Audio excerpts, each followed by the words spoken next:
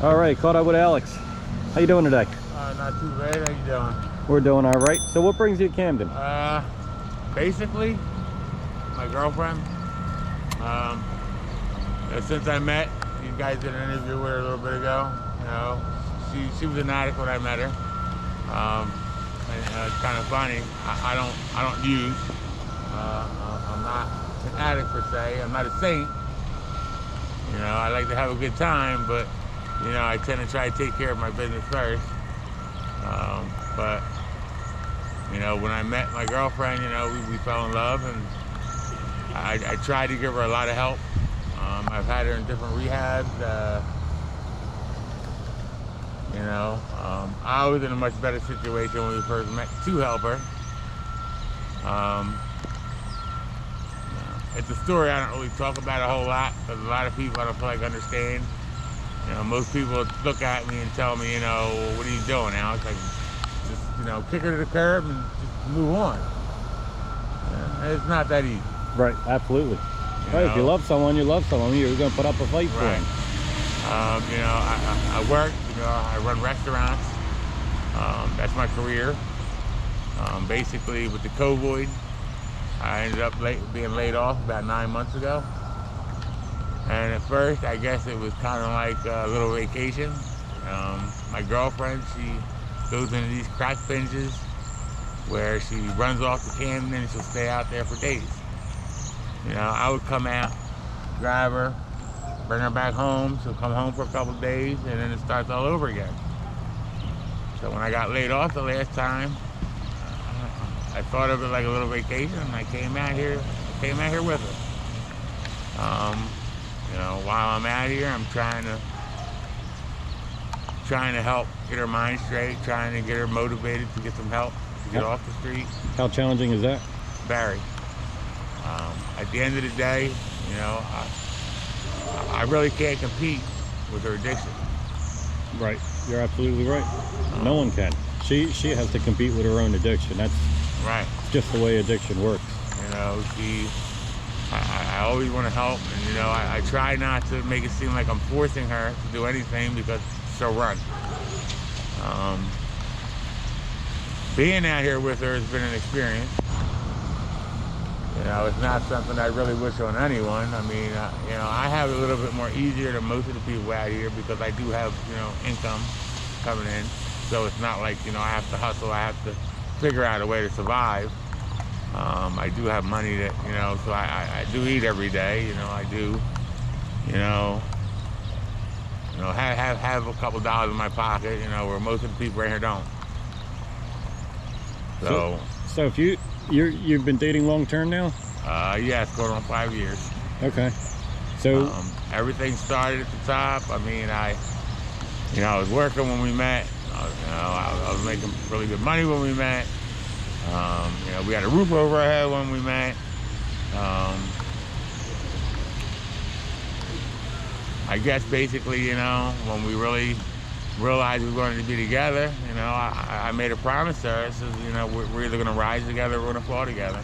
You know, I was hoping to go in the other direction, but it's been very challenging, and, you know, there is a light at the end of the tunnel. I mean, she does want to get clean. She does want help. It's just hard. You know, there's times where, you know, just for me being out here, you know, I've never done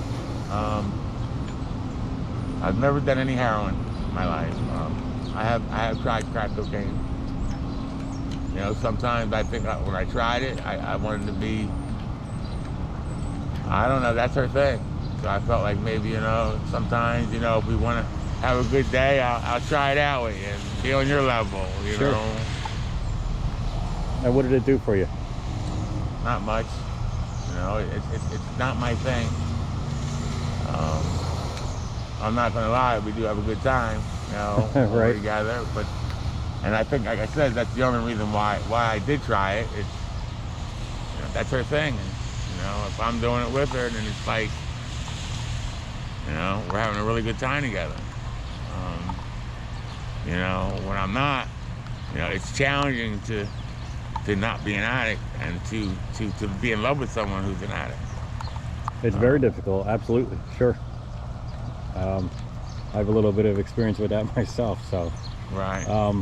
So do you think she's, at this point, she's committed to cleaning it up then? To be honest, no.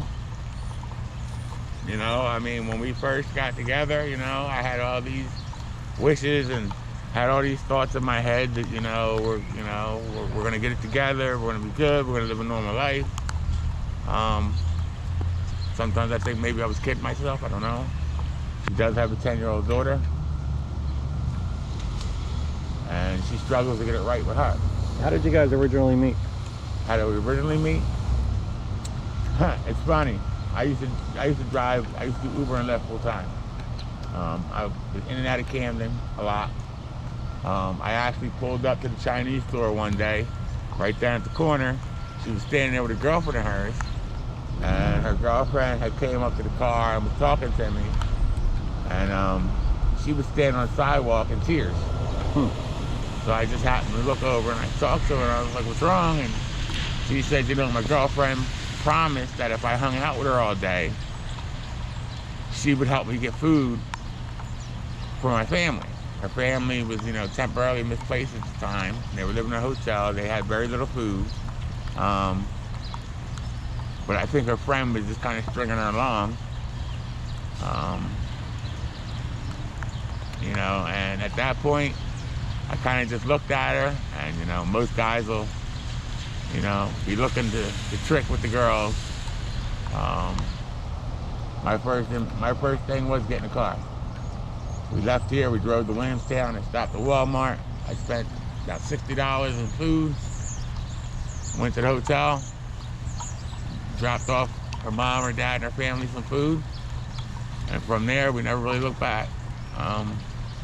I think one of the things that makes it special about us is that I was never a trick when we met. Sure. So that makes a difference. Some of these guys will tell you, they'll meet some of these girls, they'll tell them whatever they want to tell them and make promises and things like that. But it's just, like I said, when I met her, it was real, and it wasn't about me meeting her as a trick or, we became the best of friends. That's how we started. Right. But I don't know, at the end, I still see a light at the end of the tunnel. I know she wants to be clean. I know she wants a normal life.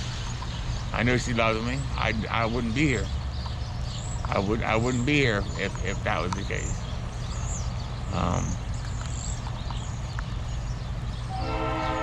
She just really needs help. She really needs to talk to someone who can really help talk to her and get her into a program. And by her going into a program, that would help both of us a lot. She goes into a program, she's not going to come out to the streets of Camden. She's going to come to a home. That's going to give me an opportunity to get things right and to fix my life and fix myself. And make sure that when she comes out, she's not back out in this atmosphere. Well, do you think her going to rehab in Camden is a problem? Going to a rehab in Camden is not a problem. Staying in Camden is a problem. A lot of people that go to rehab, and a lot of the people that are out here, they have nowhere to go. So when they go to rehab and they get released, they come right back out to the streets of Camden. Sure. Well, the one thing you have to do is people, places, things. You have to change all that.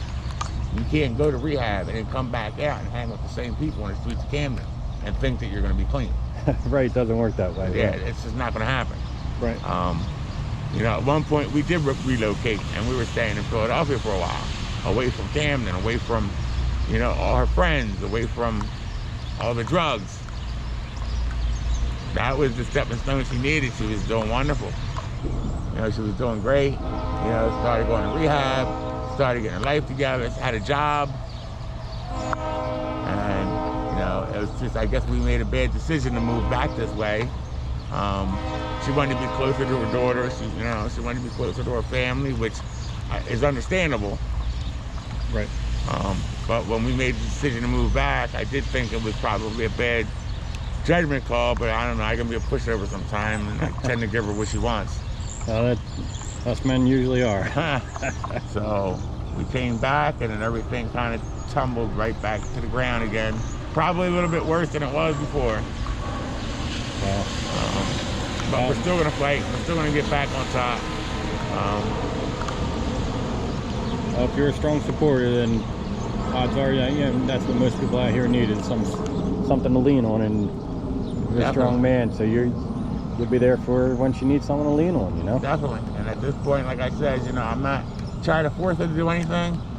Right now, I'm her support. I'm the only support she has. The only true support. Absolutely. And really, as much as you try, you're not going to force her one way or the other, you know what I mean? That's going to be a decision she's going to have to make in her head. Exactly. Regardless of how much effort you put in, you know? So, yeah. One last thing I have for you is there anything you want to say to her, knowing that she watches these interviews? I just want her to know that, I really love her. I want her to get help. I'll be there by her side, regardless of what happens. I'm there. I'm not going anywhere. But I'll continue to keep trying to support her, and get her in the program, get her in some kind of help. Some of these people really don't know what a normal life is. I do. It's hard, but it's a lot better than this life. And that's what I try to drill into her head. And, hopefully one day soon, she'll have an opportunity to enjoy it, with me, her daughter, and we can kind of move on from here and, just be happy. It's not only hard to have a normal life, but it's scary too. Yeah, yes it is. So. She'll tell me, first thing she'll tell you is, one of the other reasons she's out here, because it's easy. It's easier. It's not. You're living off the grid. You don't answer to anyone. You do struggle days, but I mean, I don't really understand it. It's not. I mean, it's easy, but it's not a life that I wish for anybody. I'm with you there. Well, I think that's all I have for you. I appreciate your time. No problem. You take care. All right, take it easy.